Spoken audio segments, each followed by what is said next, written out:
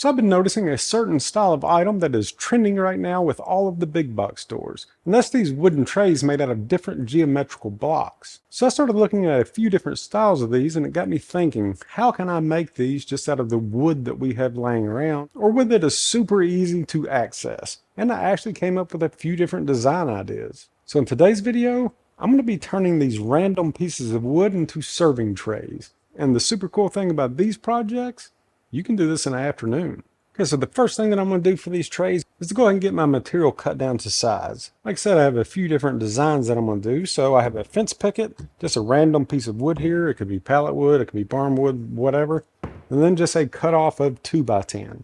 And again, this can be any 2x material. For the first tray, I'm going to be using our fence picket and then what I'm just going to call our natural wood. And we're going to start off by cutting these down into 3/4 inch strips. So for the fence picket material, I'm planning on painting or staining this to get some contrasting colors.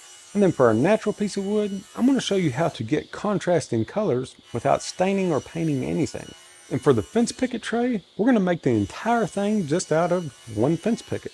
So we're going to start off by cutting 4 3/4 inch strips, and then whatever's left we'll just set to the side for now. And then for our natural wood board, let's go ahead and do the exact same thing.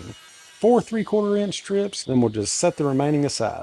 Now I'm about to teach you how to make each one of these different designs. But if you're a plans in the hand type of person, head over to my website. And the plans for this build will include 3 designs, including my experimental design that you'll see coming up here in a bit. Okay, so now that we have our 4 strips cut on each one of our boards, I'm just going to take one strip from each one of these boards. And I'm going to cut these into 3 different pieces. The reason why is because each one of these trays are going to have 3 different colors. With the standard fence picket being 6 foot long, I needed just a little extra material. I needed just one more section of strip. You'll see what I'm talking about here in a minute. Right, so now that we have our little sections cut, I'm just going to separate these out because these are going to be 2 totally different trays here. So let's start off with just our fence picket material. I'm going to set this wide section to the side. I'm going to just separate these out into 3 different stacks here. And it's going to be a long strip and a short strip. These are going to be our 3 different colors. So the different colors are going to be totally up to you. We kind of want a dark color that goes down to a lighter color. So for this, I'm going to do a pretty extreme contrast. I'm going to paint 1 set of strips black, 1 set white, and then leave 1 set natural. We'll see how that looks. Now this part is where your creativity comes in. You can use literally any color under the rainbow. And it may just be one of those things that you have to play around with different colors. But by doing it this way, you'll get the point. Okay, so while we're waiting for that to dry, let's go ahead and work on the wood that we're going to leave natural colors. We're going to do the exact same thing. We're just going to separate these out into 3 different sections. Then I'm actually going to use the sander to create the different color tones. So since I'm wanting 3 different colors, starting with a dark and working my way down to a light, I'm just going to lightly sand my darkest strips. And for the next set of strips, I'm going to work it down to a shade lighter just by sanding a little bit more. Then I'll do the exact same thing for my lightest set. Alright, so check it out. Just by going a little deeper with our sanding with each strip, it's giving us a light color contrast. So it may be a little hard to see right now, but whenever we get finished with this, you'll definitely notice a difference. Okay, so just to give you an idea of where we're heading with this is from a little prototype that I did. This is essentially what we want. We want 3 different colors. It really doesn't matter which order that they're in. Actually, if you change these up a little bit, it gives it a totally different look. But again, this is what we're going for. Except for this, I don't want all these little tiny parts that I'm going to have to place in and glue up. So why don't we just glue these up before we actually start cutting our angles? It's going to save us some cuts, save us some time. And for this, it can just be a quick glue up. Essentially, we're just setting this up so that we can cut all of our strips at once. Now, this is where you'll want to decide which colors that you want in which order. I'm going to do a white, black, natural for my fence picket. Then for my all natural board, I'm just going to go from darkest to lightest. And like I mentioned, this is a simple glue up. I'm just going to run a bead of glue down my boards, throw on a couple of squeeze clamps. All right, so while we let that glue set up, it'll be workable here in about an hour. I'm going to go ahead and start cutting some pieces for my next set of trays. And that's where this 2x material is going to come in. Now you can use any 2x material that you'd like, but I just had this piece laying around, so that's what I'm going to use. So for this design, I want my strips to be a bit wider. In this case, 1.5 inches. So I'm going to rip this board down into 1/2 inch strips. So I'm actually going to try out some different color stains for this. I'm going to start out with a relatively dark stain and then work my way down to white. And this is going to add a lot of contrast. And I decided for the last strip, I'm just going to paint it white. We're going to paint and glue these up just like we did for the first ones, except the only difference for this one is that we're going to have 4 strips. In case you're wondering, each one of these strips are about 36 inches long. Right, so now that we have this one all glued up, the other ones are dry and ready to cut. So a lot of the times whenever you're working on projects like this, if you kind of think ahead a little bit, everything is pretty much ready for the next step whenever you get finished with the one that you're working on. But before we make those cuts, I thought of one more kind of experimental style that I want to try with this. How it's going to turn out, I have no clue, but it's going to involve the blowtorch. Let's go ahead and make some 45-degree cuts to some of these strips. Let me show you what I'm thinking about. It's going to be interesting. I'm going to take these leftover 1/2 inch by 1.5 inch strips. Then I'm going to put a 45-degree angle on each end. And for this one, I'm going to make each one of my parts 10 inches long from tip to tip. To make things a little easier, I'm going to set up a stop block that I've cut at a 45-degree angle. That way that I know all of my pieces will be the exact same length. All right, so now with all of our little pieces cut, this is kind of the look that I'm going for, except all pushed together.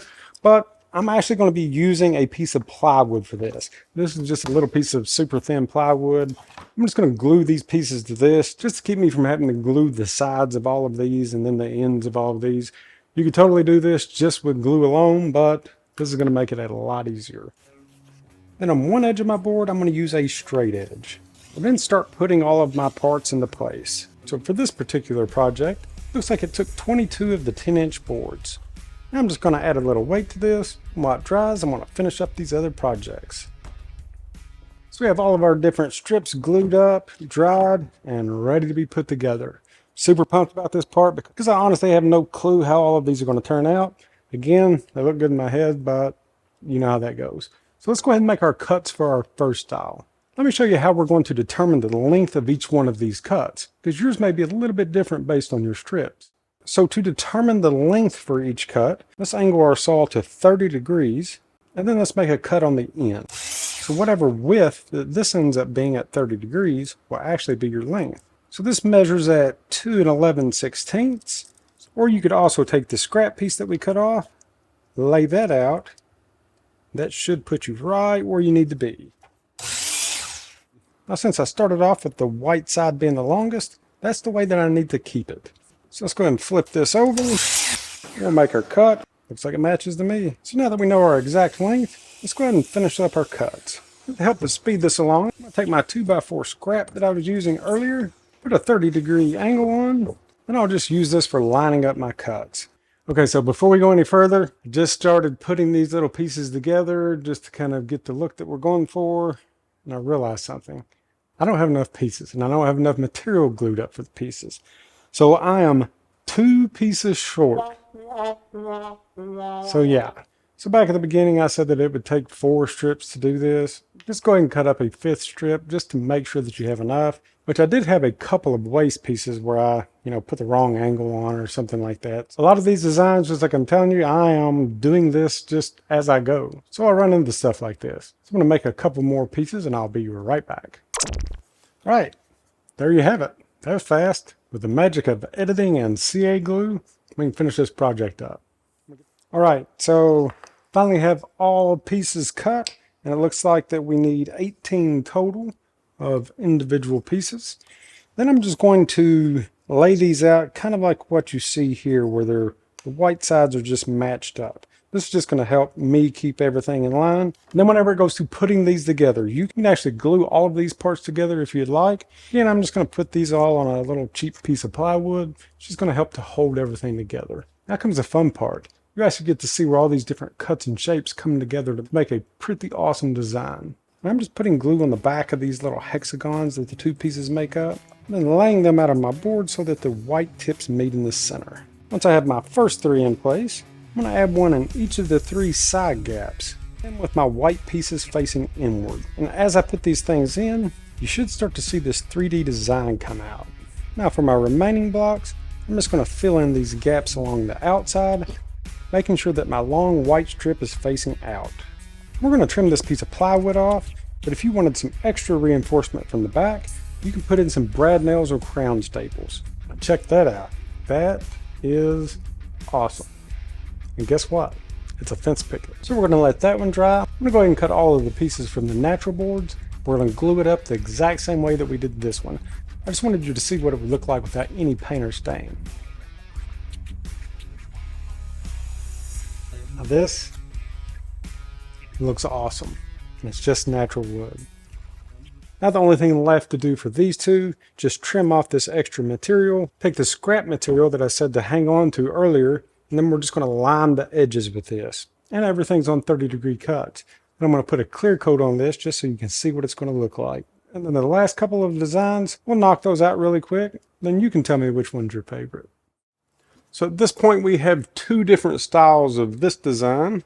We have our little experimental tray here. And then we have this 4-board glue up that we did. This one is going to be super quick and super simple because we're only going to be needing 3 pieces to make this design. Let's get this cut. Just like our other designs, this one's going to need to be cut at 30 degrees as well. Like I mentioned earlier, we're only going to be needing 3 pieces for this. And to determine the lengths of those pieces, we're going to do the exact same that we did for the first design. Whatever the width of our angle cut is, that's also going to be our length. So this is all the pieces that we're going to need for this one. Now you can see where pre-gluing all this kind of comes in handy. And just like we did for our other pieces, I'm going to go ahead and glue this down to a thin piece of plywood. Now the super cool thing about any of these trays or shapes is that you can change the sizes of these things any way that you want, just by increasing the width of your pieces. So for an example, this one's only about 12 inches wide, so it's going to be relatively small. If I wanted to make it larger, I could use 2-inch strips or simply widen it out to 5 strips instead of 4. Alright, so check that out. Not bad for strips of construction grade lumber. While this is drying, I'm going to remove the excess material from the rest of our project. We'll put the sides and possibly some handles on these things, and I'm going to tackle this experimental project. We'll see. And to cut off this excess material, again, like anything else, there's a ton of different ways to do it. I'm just going to grab a jigsaw, but you could also do this on your miter saw or with a circular saw. Alright, so now to trim these out, if you even want to trim these things out, they're actually pretty cool as they are. But we're just going to be using the leftover material to kind of make an edge going all the way around. The good thing is that everything is 30-degree cuts. So as far as the height of this, that's going to be completely up to you. Since my saw was already set up for 1.5 inches, I went ahead and cut mine 1.5 inches high. With these sides going around all of the corners, it's going to hide the plywood at the bottom and give you something to install a handle if you want it. Check these out. These things have absolutely turned out awesome. This trim just really sets all of these off. The only thing left to do is to add the handles. I'm going to do that in 1 second. I'm dying to get a hold of this thing. So this is the experimental project here. So what I'm going to do is go ahead and cut this off square on both sides. So I'm going to cut the tip and the bottom off. Then I'm going to take a torch to it, and then I'm going to try to shade it using a sander. We'll see how it turns out. So what gave me an idea to try this was how we created different shades with the older wood that we used. What if I don't necessarily have older wood, but want to create a faded look in one piece? So I was thinking that maybe if I charred certain areas of this, I could take a sander and just kind of blend it down. Well, we're about to find out. So the idea is to go from like a deep char and kind of lighten it up as I work my way down. Then I can finish this off with a sander. Again, this is another one of those projects that looks really cool in my head, but that does not always mean that it works out. But unless you just try it, you'll never know. I'm sure that this same look can be achieved with using stain. I've just always kind of been a firebug. So if you decide to do something like this, make sure to do this outside. So there it is. Now let's see what the sander can do to it and go from there. And actually feel the heat coming off of it. Again, do not do this in your shop. I don't know what I was thinking. Could have caught this on fire and burnt my shop down. So do this outside. So for sanding this, I'm going to start low because that's going to be my lightest point. And I'm just going to work my way up. I'm going to use a 240 grit sandpaper to see how this blends out. Okay, so not going to lie, I'm actually super pumped about this part because I'm going to put a finish on this and see what the colors look like. This is the make or break moment. Oh yeah, now this is what I'm talking about. Okay, so check that out. That is super cool. So this is just one coat of finish. Did you see how it brought those ambers and different colors out? I'm really, really liking this. So I'm thinking maybe some black trim on the side to really make this thing pop, but this is going to be a money maker if you are into making money with woodworking. So check these out. These things turned out awesome. And we also learned a few things in this video. Just like the different looks that you can get using the exact same pattern, but just using a little different type of wood. Or that you can also achieve different shades of wood just using a sander. So I guess I got a little excited to dive into this one. And I kind of forgot a crucial step if you're going to be putting on handles. I mean, these things look super awesome and it really sets it off. But the crucial step that I forgot to mention was back whenever we were cutting our trim boards. Before you attach your trim boards to your shape, you need to go ahead and attach the handles to your trim boards, or you're not going to be able to get your bolt in that holds these into place. So it's a very simple step, but a very important one if you want your trays to have handles, which I think they look awesome. So all of these are super easy to make and made out of common material. So which one is your favorite? And this is a perfect example of something that you've heard me say in the past. The only thing that you know that you can't do is the thing that you're too afraid to try. It's about being creative and setting aside any fears of jumping into something new. And another thing that you've heard me say in the past is that I believe in you. So the next step is for you to believe in yourself, get up, get out, and get your make on. Till next time, we'll see ya.